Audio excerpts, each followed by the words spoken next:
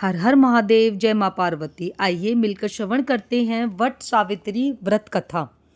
मृद देश के राजा अश्वपति ने अपनी पत्नी सहित संतान के लिए सावित्री देवी का विधि पूर्वक व्रत तथा पूजन करके पुत्री होने का वर प्राप्त किया। सुवर्ण संपन्न देवी सावित्री ने पुत्री के रूप में अश्वपति के घर कन्या के रूप में जन्म लिया।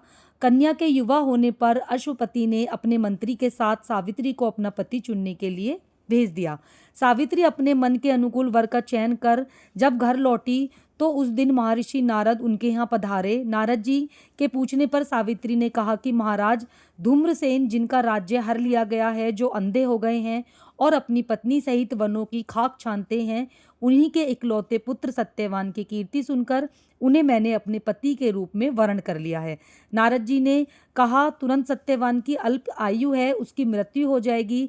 नारद जी की बात सुनकर राजा अश्वपति का चेहरा मुरझा गया। उन्होंने सावित्री से किसी अन्य को अपना पति चुनने की सलाह दी, परंतु सावित्री ने उत्तर दिया कि आर्य कन्या होने के नाते जब मैं सत्यवान का वर्ण कर चुकी हूँ तो चाहे अब अल्पायु हो या दीर्घ आयु हो, मैं किसी अन्य को अपने हृदय में स्थान नहीं दे सकती।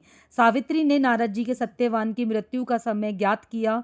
दोनों का विवाह हो गया। सावित्री अपने श्रसूर परिवार के साथ जंगल में रहने लगी। नारद जी द्वारा बताए हुए 3 दिन पूर्व से ही सावित्री ने उपवास आरंभ कर दिया। नारद जी द्वारा निश्चित तिथि को जब वह सत्यवान लकड़ी काटने जंगल के लिए चला गया तो सास ससुर से आज्ञा लेकर वह भी सत्यवान के साथ चली गई। सत्यवान जंगल में पहुंचकर लकड़ी काटने के लिए वृक्ष पर चढ़ गया। वृक्ष पर चढ़ने के बाद उसके सर में भयंकर पीड़ा होने लगी। वह नीचे उतरा। सावित्री ने उसे वृक्ष से पेड़ के नीचे लिटाकर उसका सिर अपनी जांघ पर रख लिया। देखते देखते यमराज की ब्रह्मा जी के विधान की रूपरेखा सावित्री के सामने स्पष्ट हो गई और सत्यवान के प्राणों को लेकर चल दिए। कहीं कहीं ऐसा भी उल्लेख मिलता है कि वट वृक्ष के नीचे लेटे हुए सत्यवान को सर्प ने डस लिया था। सावित्री सत्यवान को वट के नीचे ही लिटाकर यमराज के पीछे पीछे चल दी। पीछे आती आती सावित्री को यमराज ने लौट जाने का आदेश दिया। इस पर वह बोली, महाराज, जहाँ पति होगा वहीं पत्नी जाएगी, यही मेरा धर्म है, यही मेरी मर्यादा है। सावित्री की धर्म निष्ठा से प्रसन्न होकर यमराज बोले कि पति के प्राणों के अतिरिक्त कुछ भी 3 वर मांग ले। सावित्री ने यमराज से पहला वरदान सास ससुर की आंखों की ज्योति और दीर्घ आयु मांगी। दूसरा, ससुर का राज्य वापस दिलाने की प्रार्थना की। तीसरा, सावित्री ने यमराज से 100 पुत्रों की मां बनने का वरदान मांगा। तथास्तु कहकर जब यमराज आगे बढ़े तो सावित्री बोली, आपने मुझे 100 पुत्रों का वरदान दे दिया है, पर पति के बिना माँ किस प्रकार बन पाऊंगी मैं?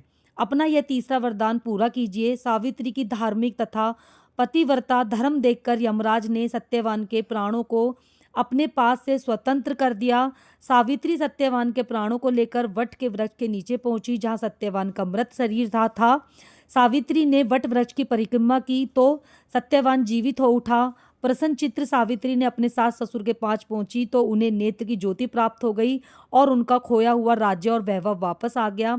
आगे चलकर सावित्री 100 पुत्रों की मां बनी। इस प्रकार चारों दिशाएं सावित्री की पवित्रता का और उसकी पतिव्रता का कीर्ति का वर्णन करने लगी। ये थी वट सावित्री व्रत कथा। हर हर महादेव, जय मां पार्वती।